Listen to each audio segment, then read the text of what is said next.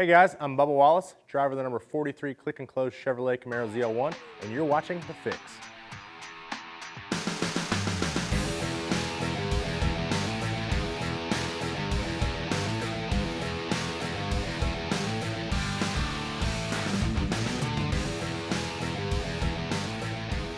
Welcome to The Fix. Today we're on location at Petty's Garage in Level Cross, North Carolina. There's so much history here, as on Monday when Clint Boyer made history by winning at Martinsville Speedway. He snapped his 190 race winless streak by taking the checkered flag. You can order your race win diecast today at lionelracing.com or through your local dealers.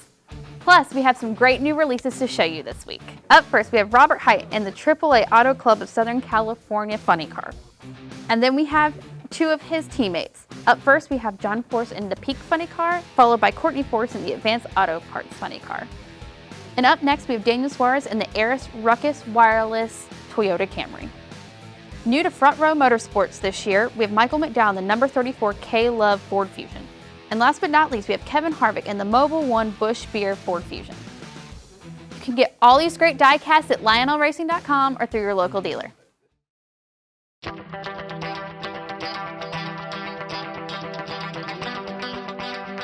We're so excited to be here at the Richard Petty Motorsports Museum here in Randleman, North Carolina, here along with Bubba Wallace.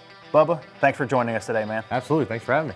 We're here with your Daytona 500 car, the one you finished second in. Yeah. It's a historical car, but man, this thing is really scraped up.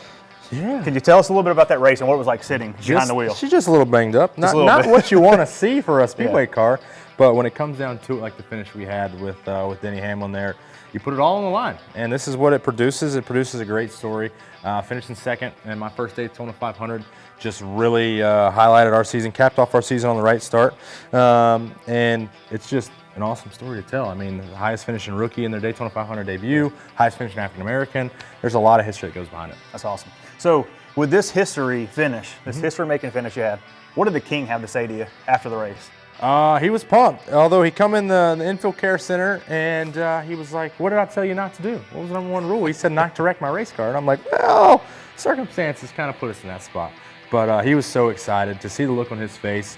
Sunglasses were off, so you know that's a serious moment. Oh, wow. Sunglasses were off. Yeah. But to be able to share that moment with him and his family being there, it was like a win for us. You know, he was just so proud of what the team had been able to do the whole speed weeks. We had a really good qualifying race. We qualified okay. The qualifying race went really well, and we capped it off with a second place finish. It's awesome.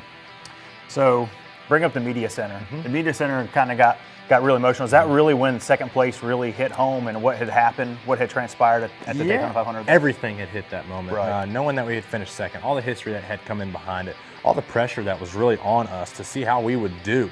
And the pressure that I set on myself just all came crashing down, and having my mother there, having my family there, be able to celebrate with and go through that, just sent it over the edge. You know, that shows my personality. It shows how, 100% raw and real I am to be able to go through that and be racing at 200 miles an hour for the last 3.5 hours and to crying like a baby for the next 2 hours after that. So it's just, that's what great racing produces. Right. Cool. Well, so we're here with this really awesome looking car, and this show is all for Lionel Racing and their fans and diecast collectors. Do you collect diecasts? And if you do you have a favorite one that you have? I do. I have all of my my diecasts coming up through, mostly Xfinity. A friend of mine had created the Good Sam Camping World truck when I drove that, so it's not really official, but it's still cool to have. Yeah. But I have all of my Xfinity diecasts, and I even have a Ryan Blaney from his first start diecast. Oh, very cool. Yeah. All right. So today, this is what we're here for right now on the show, to announce this great diecast.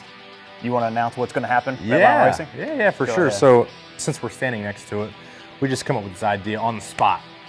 Lionel Racing is going to produce the race version of our Daytona 500 car. Second place finish.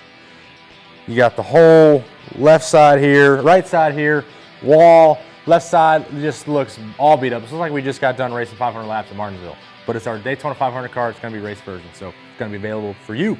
That's right. You guys can get it at lionelracing.com or your local dealers. You don't want to miss it. We know you want them. You know we've got them. It's time to show off 2018's first wave of haulers that you can find in stores soon from Lionel Racing's NASCAR Authentics.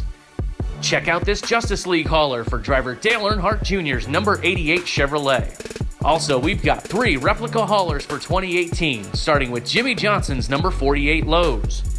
Then it's Chase Elliott's number 9 Napa hauler. And finishing off this wave, it's Eric Almirola's number 10 Smithfield hauler.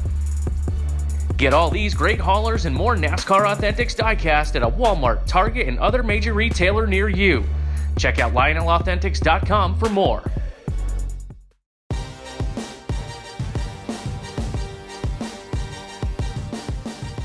It's time for another edition of Collector Spotlight here on The Fix. Let's kick it off with Matt on Twitter. He's a huge Bubba Wallace fan, and after seeing the latest episode where we showed off the Bubba Wallace Air Force prototype, he said he would really love that prototype for Christmas in March.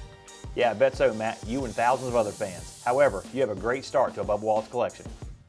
And our last submission of the day comes from Ray and his son Trevor. We met them this past year at Homestead for the championship weekend, and they sent us this great diecast. They sent it to Meredith and I, our past co-host, to have us sign this diecast. And I was like, man, signing a diecast? How cool is that? I felt like a driver. So Meredith, our past co-host, signed the front. I got to sign the back. It is so cool. This is our 2015 Lionel Racing promotional diecast. And the best news is it's still available to order online. So Trevor, there's your moment in the spotlight. What a great diecast. And thank you so much for tuning in each week to The Fix. And fans, if you want to be featured on a future episode of The Fix, be sure to send us your photos on Facebook, Twitter, or Instagram using #TheFix.